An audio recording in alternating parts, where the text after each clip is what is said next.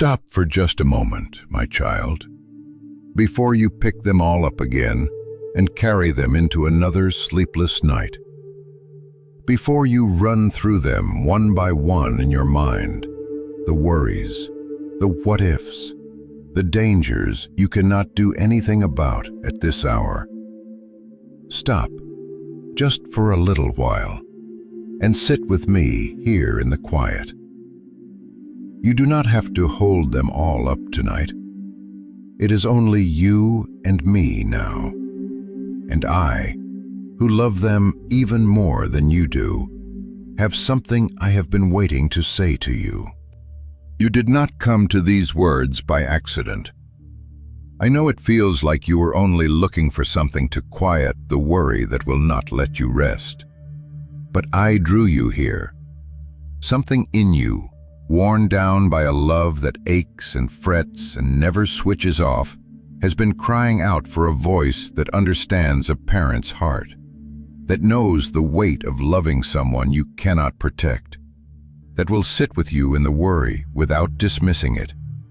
So stay. Do not get up just yet. Let me speak to the part of you that is so afraid for the ones you love most. I know what you carry, my child. I know the names you whisper in your prayers and the faces you see when you close your eyes. You carry your children, and if you have been given grandchildren, you carry them too, with a love that surprised you by how fierce it was. You carry them everywhere, all the time.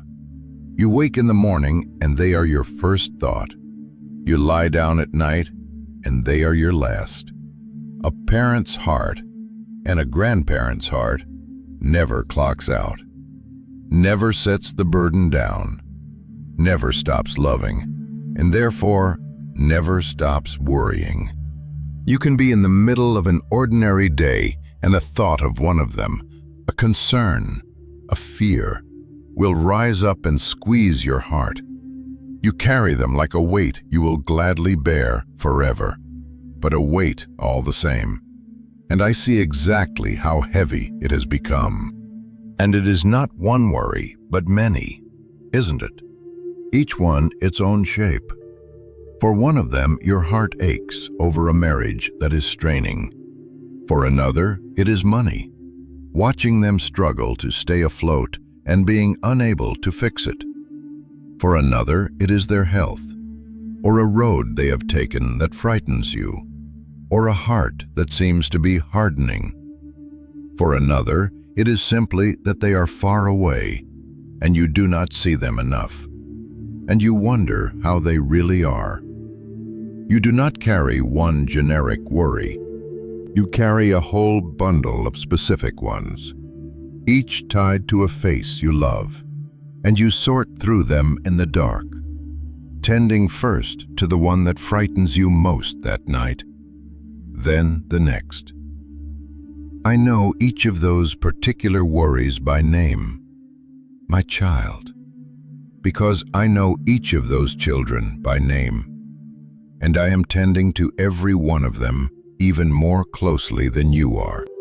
And I know how you have learned to live braced for bad news.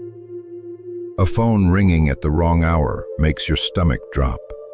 An unexpected message, a certain tone in their voice, and your whole body tenses before you even know what is wrong.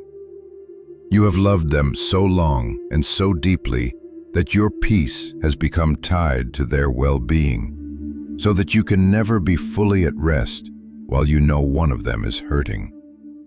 That state of constant readiness for the next hard thing is exhausting, and it wears on a heart.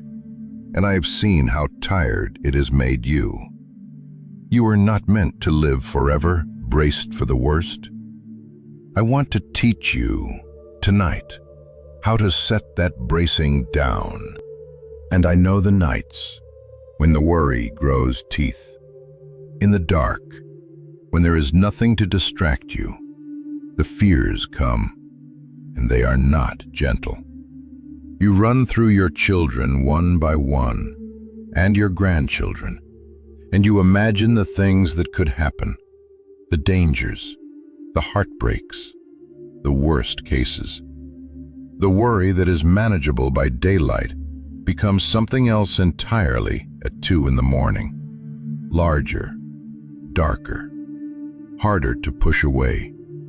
You lie there carrying lives that are not even in the room, fearing for futures that have not happened, and the weight of it presses on your chest until you can hardly breathe. I have been with you in every one of those nights, my child. You were not carrying them alone, even when it felt like you were. And I know the helplessness, which is perhaps the hardest part of all. They are grown now, or growing, and you cannot fix it anymore. When they were small, you could pick them up, kiss the hurt, solve the problem, stand between them and the world. But now you watch them make their own choices. Some of them choices that frighten you, and you cannot step in. You watch them struggle in their marriages, with their money, with their health, with their hearts, and you cannot rescue them. There is a particular agony in loving someone so much and being unable to spare them their pain. In seeing the cliff ahead and not being able to make them turn. That helplessness, the love that has run out of ways to protect, is one of the deepest aches a parent knows. And I understand it completely. And I know the worry that frightens you most, the one about their faith. You raised them, perhaps, to know me, or you have prayed all their lives that they would. And now you watch, and you wonder, is this one walking with me, or drifting? Is that one's heart growing hard? Will the grandchildren ever know me at all, growing up as they are, in a world that seems to push me further to the margins every year? You fear not only for their safety in this life, but for their souls, for where their hearts are turned. And that is the deepest fear a loving parent carries, because it reaches beyond this world. I see that fear, and I am going to speak to it tenderly, because I have more to say about it than you may expect. And I know the world frightens you on their behalf. It seems harder than the one you grew up in, more dangerous, more confusing, more godless. The things they are exposed to, the pressures they face, the speed and the noise and the temptations of it all, frighten you for them. You wish you could put them somewhere safe, somewhere gentle, and you cannot. And so you worry, because you love them, and the world they must walk through looks like a hard place. I understand that fear too. And the grandchildren are their own particular ache, are they not? You worry for your children, and then you look at the little ones, or the growing ones, and the worry doubles. You see the world they are inheriting, faster and louder and more confusing than anything you knew, full of voices and screens and influences you cannot shield them from. You wonder whether they will ever know me, whether anyone is teaching them, whether the faith you hold so dear will reach them at all across the distance of years and change. There is a special tenderness and a special helplessness in loving a grandchild, because you love them with all a grandparent's heart, and yet have even less control over how they are raised than you did with your own. That ache, the ache of watching the generations stretch out beyond your reach, is one I understand, and one I will speak to before we are done. And I know how alone the worry can feel. You look around and other families seem to be doing fine. The children thriving, the grandchildren flourishing, and you wonder why yours have struggled, what you did wrong, why your road has been harder. You rarely say any of this out loud, because it feels disloyal to your own children to speak your fears for them. And so you carry it in silence, smiling, keeping up appearances, while inside you are anxious for them. That silent, lonely worrying is a heavy way to love, and I do not want you to do it alone anymore. And underneath it all, there is sometimes a guilt mixed into the worry, and a fear of what comes after you. The guilt that replays your years of parenting, wondering if you did enough, if you did it right, if their struggles trace back somehow to your mistakes. And the fear that one day you will not be here to worry for them, to pray for them, to watch over them. Who will carry them then? Who will lift them up to me when you are gone? That fear of leaving them, of the day your watch ends, is its own quiet ache. And I am going to answer it before this night is over, because the answer is better than you fear. So let me say the first and most important thing, the foundation that everything else rests on. You love them, but I love them more. Hear that, my child, all the way down, because it is the truth that can begin to lift the weight. You have loved your children since you first knew they were coming, but I have loved them longer than that. I knew them before they were formed. I have loved them since before the foundation of the world. And I love them now with a love that is deeper, wider, and more constant than even yours, fierce as yours is. They are not only your children, they are mine. They were mine before they were ever yours, and they will be mine long after you have gone home to me. Your worry is the shape of your love, and I treasure it. But you were never meant to be their savior. That is my place, not yours. You can love them with everything in you and still not be the one holding them up, because that is my work, and I am stronger than you and wiser than you, and I never grow tired, and I never sleep. Think about what that means, my child. Your love for them, deep as it is a small and flickering thing next to mine, the way a candle is a small thing next to the sun. You love them with a love that is real but limited, limited by your strength, your reach, your understanding, your years. I love them with a love that has no limit at all, that reaches everywhere they go, that knows everything they need, that has all of eternity to work for their good. When you lie awake afraid for them, you are afraid as one who cannot see the whole picture and cannot control the outcome. But I see the whole of their lives, beginning to end, and I am working in every part of it. The love you feel for them is real, and it is beautiful. And it is a faint echo of the far greater love with which I have loved them since before they drew their first breath. They are safer in my love than they have ever been in yours. Not because your love is poor, but because mine is perfect. So let me tell you what to do with all this worry, because I do not want you to carry it one more night the way you have been carrying it.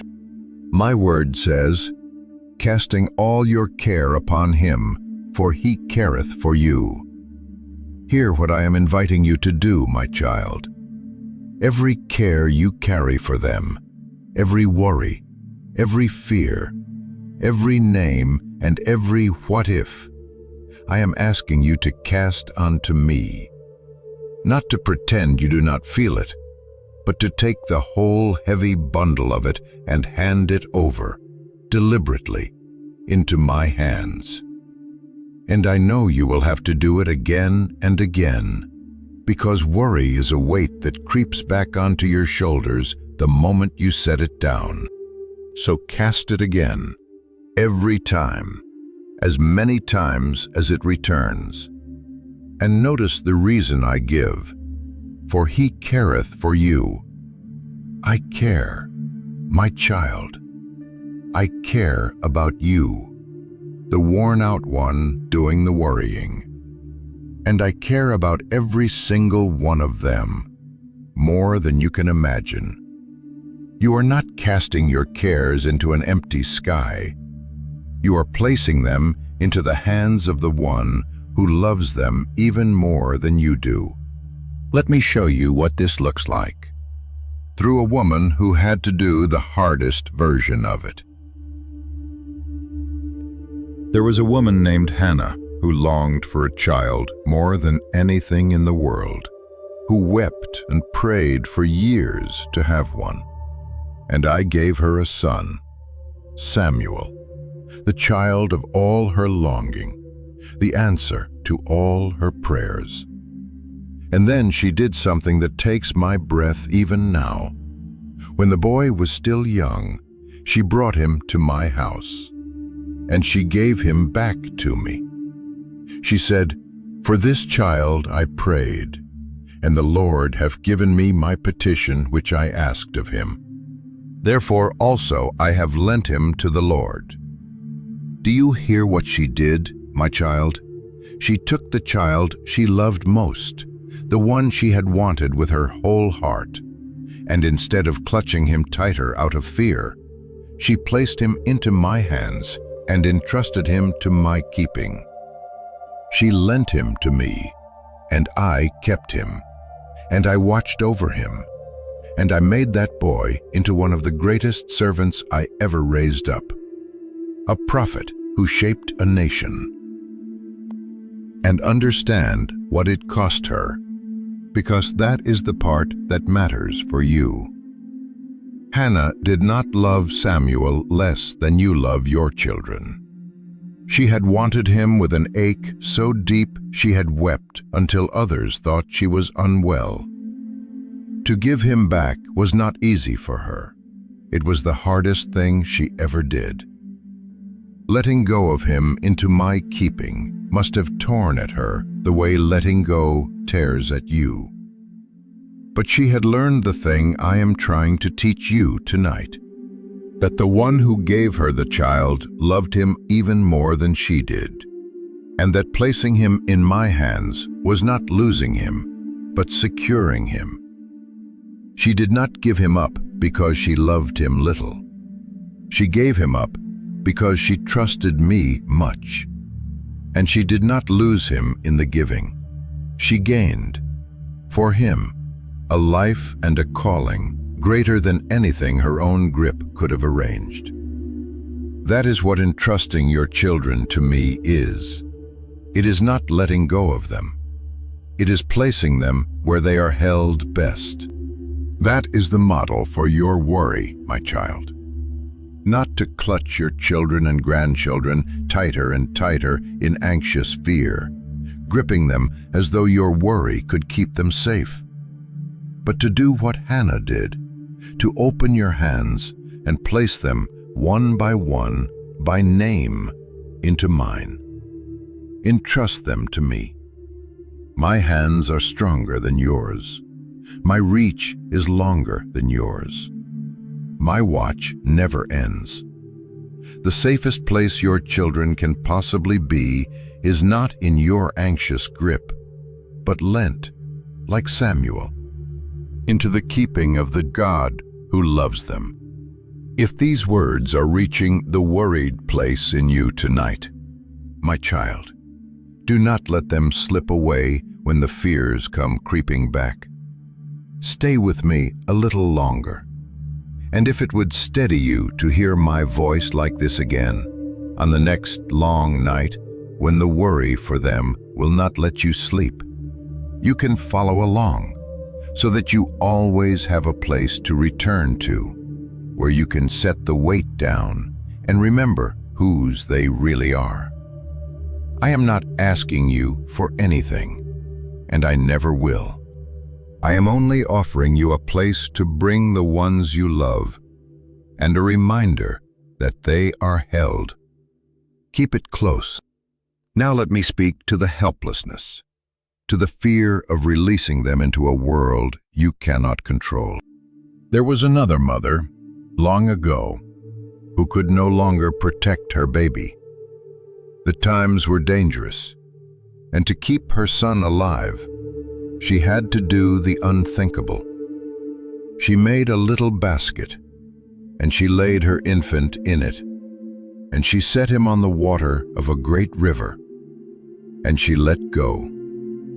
Imagine the faith and the agony of that, releasing the child she loved into a current she could not control, into a world full of danger, with nothing to hold him but a basket and her trust in me.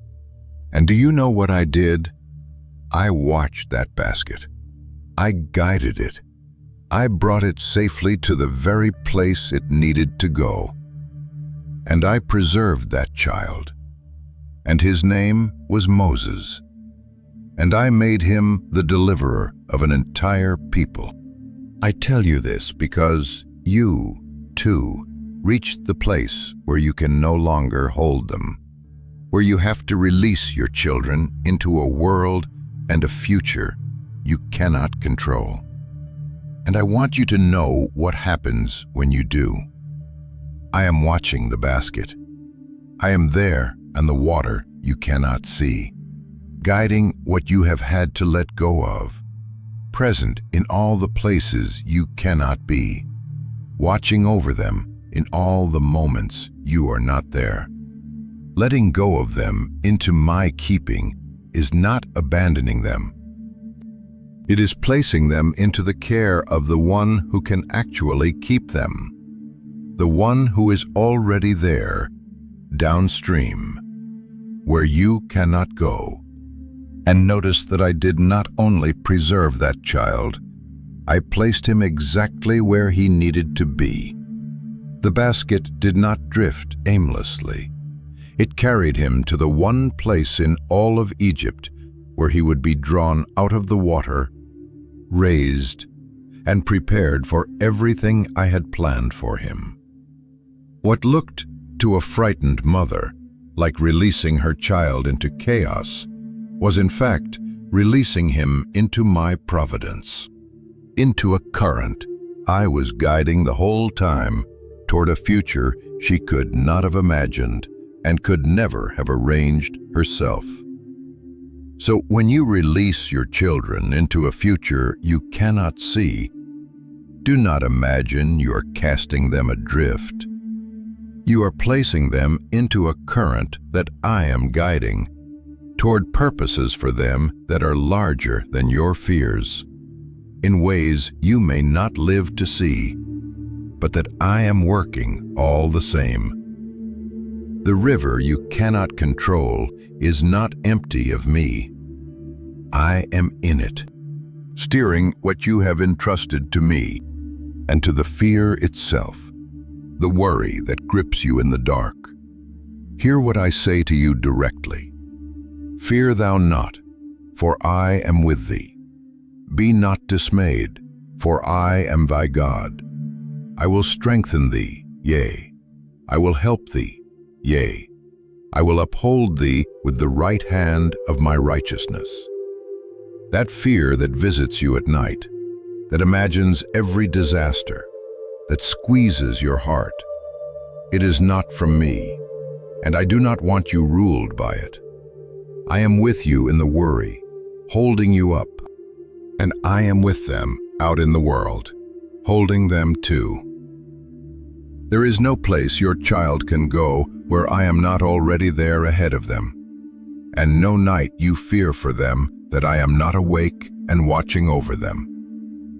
You can lay the fear down, because I am holding both ends of it, you and them.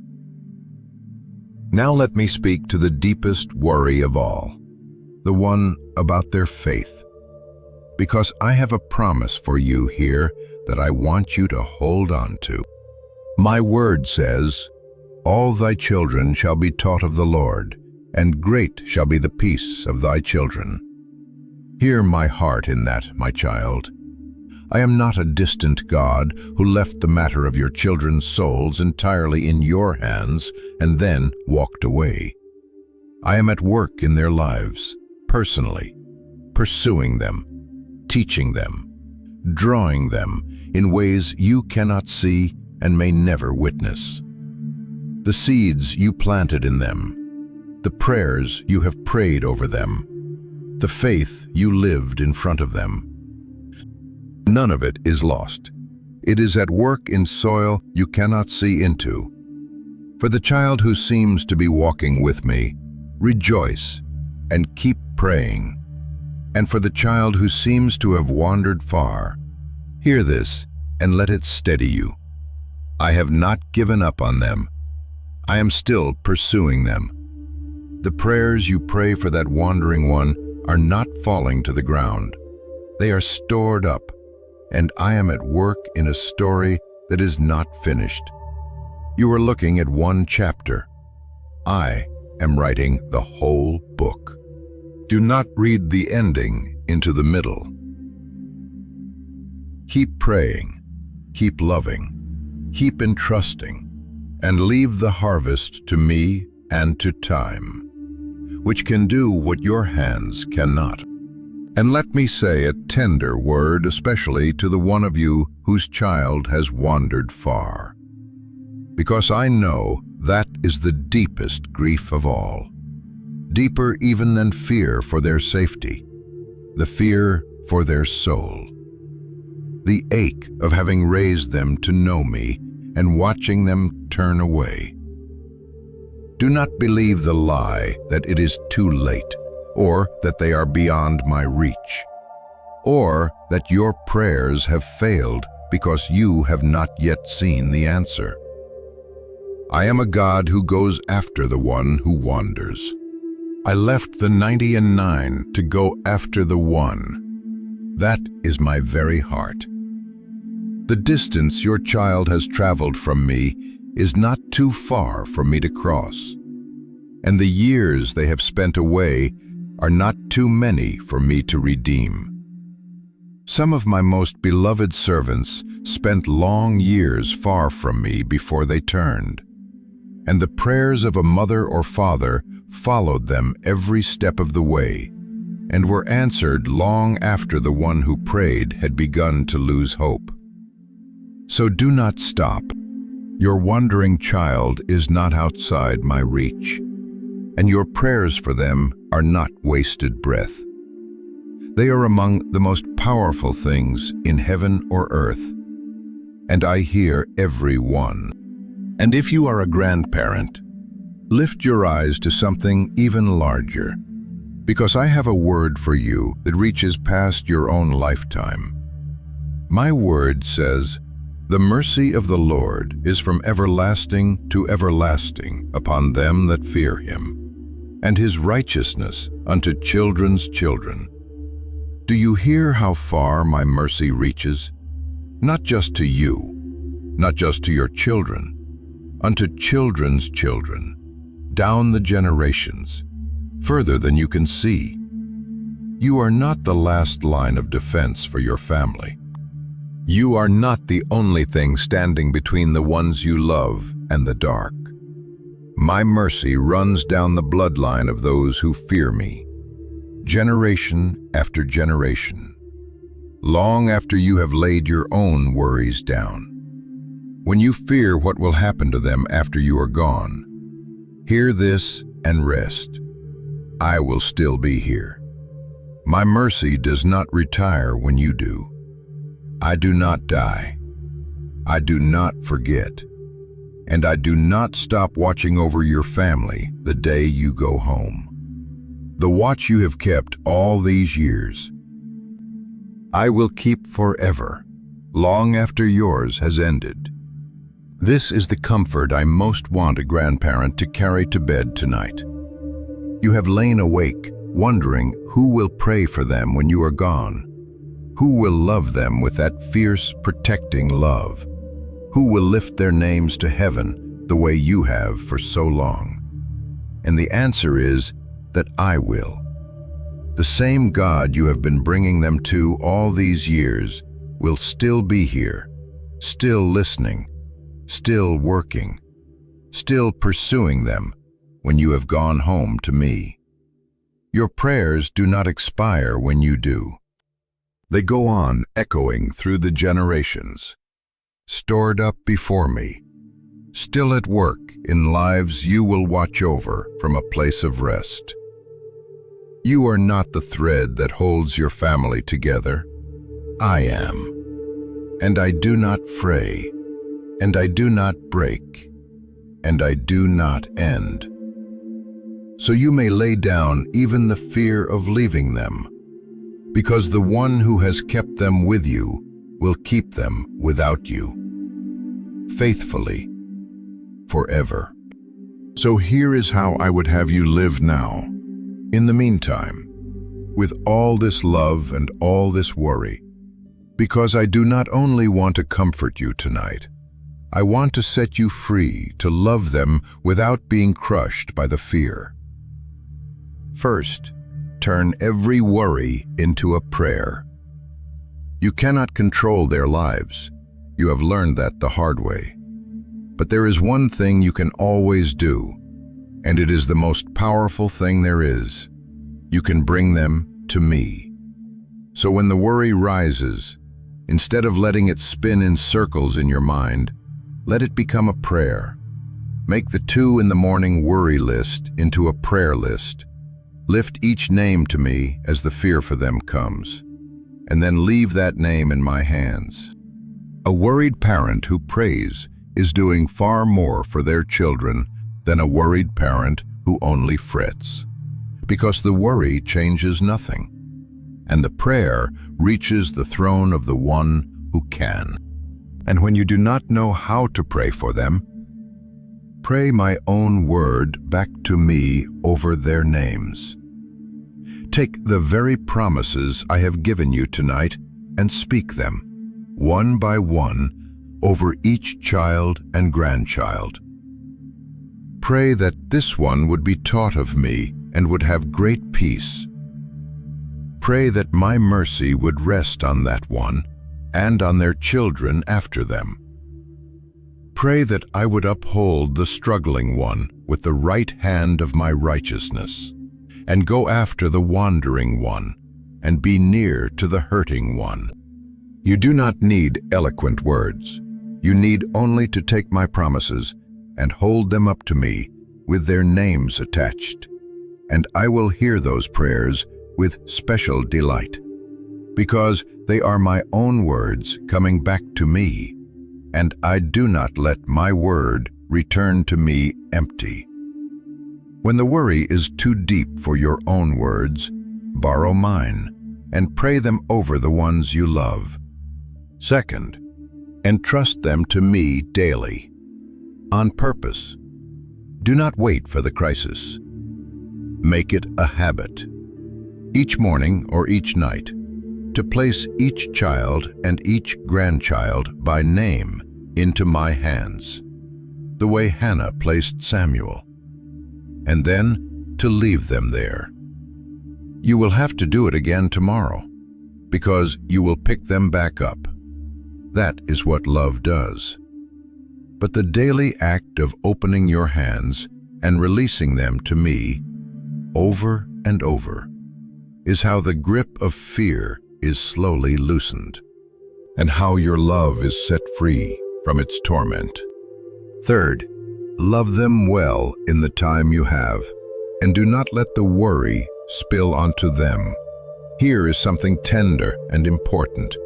A worry carried in your own heart and brought to me is one thing, but a worry that spills out onto your children and grandchildren as anxious hovering, as constant fear, as a fretful presence, becomes a burden to them. The greatest gift you can give them is not your worry, but your peace, a steady, warm, unanxious love they can rest in. So bring the fear to me in private, and bring them your delight, your warmth, your enjoyment of them. Let your presence in their lives be a refuge, not a source of pressure. Love them and enjoy them, and do not let the years you have left with them be stolen by a fear you were meant to hand to me. Fourth, lay down the guilt of the past. I know you replay it, the things you would do differently, the ways you fear you failed them. Lay that down too, my child. You did the best you knew with what you had, as every parent does. And where you fell short, I am a God who redeems even our mistakes, who can weave good even out of the things we got wrong. Your children's stories are not finally determined by your failures. They are held in my hands, and I am able to redeem what you could not do perfectly. Do not let the guilt of the past pile on top of the worry of the present.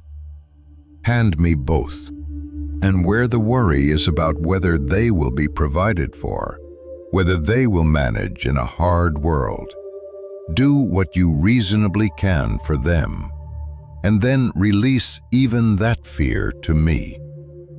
I have been the provider of families for 1,000 generations. I fed your parents and their parents before them, and I will not abandon your children when you are no longer there to help. Entrust their provision to me, as you entrust their souls and their safety. For I am the God who has always carried families through, and I will carry yours.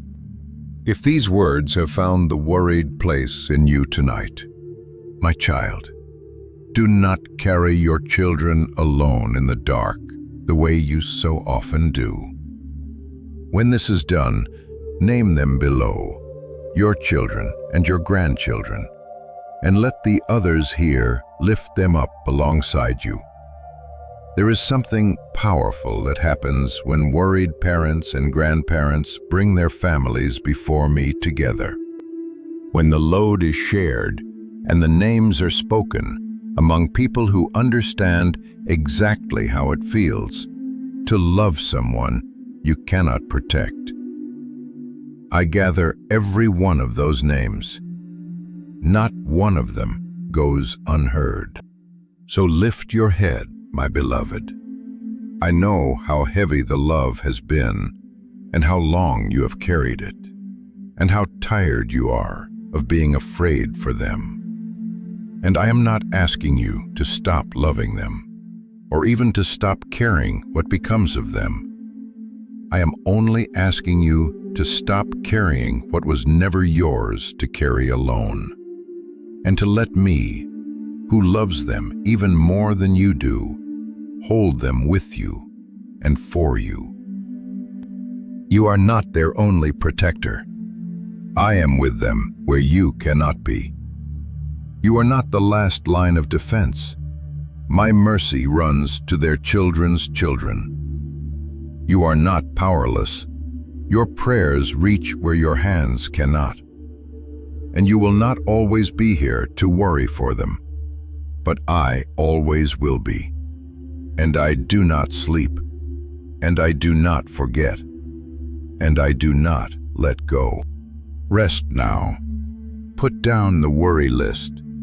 Put down the what-ifs, and the helplessness, and the guilt, and the fear of the world they must walk through. And let it be enough, just for tonight, that the one who made them loves them even more than you do, and is watching the basket, and is pursuing their hearts, and will keep watch over them long after your own watch ends. You do not have to solve their lives tonight. You do not have to protect them from everything, or fix what you cannot fix, or carry their whole futures on your shoulders. You only have to open your hands and place them into mine, and trust the one who has loved them from before they were born. Lay them all at my feet, every precious one of them, by name. I am strong enough to carry what what you cannot. And I love them with a love that will never fail. The peace that the world cannot give, and the world cannot take, I give to you tonight, a peace that does not depend on knowing they are safe, but on knowing whose hands they are in. Rest gently, entrust them to me, and know, all the way down in the deepest part of you, that the one who made you also made them, and loves them more than you ever could, and is at work in their lives even now in ways you cannot see, and will not lose a single one of those whom you have placed into his keeping. When you wake tomorrow, and the worry tries to settle back onto your chest before your feet even touch the floor, remember what I told you tonight. They are loved more than you know. They are pursued, even the ones who seem far. They are held by hands stronger than yours. And they are mine. And what is mine, I do not let go. Carry these truths into the daylight with you, my child, and let them answer the worry whenever it returns. When the fear rises for the struggling one, say, I am upholding them with my own right hand. When it rises for the wandering one, say, I am going after them still, and the story is not finished. When it rises for the little ones inheriting a hard world, say, my mercy runs to children's children, and I am already at work in them. When it rises in the night about who will keep them when you are gone, say, he will, the same as he always has, only better. The worry is an old and faithful companion. It may return again and again, for that is what love does. But each time it comes, you have somewhere to put it now, and someone to give it to. And you no longer have to lie awake, holding what you were always meant to hand to me. Lift your eyes, my beloved. The fear does not get the last word over your family.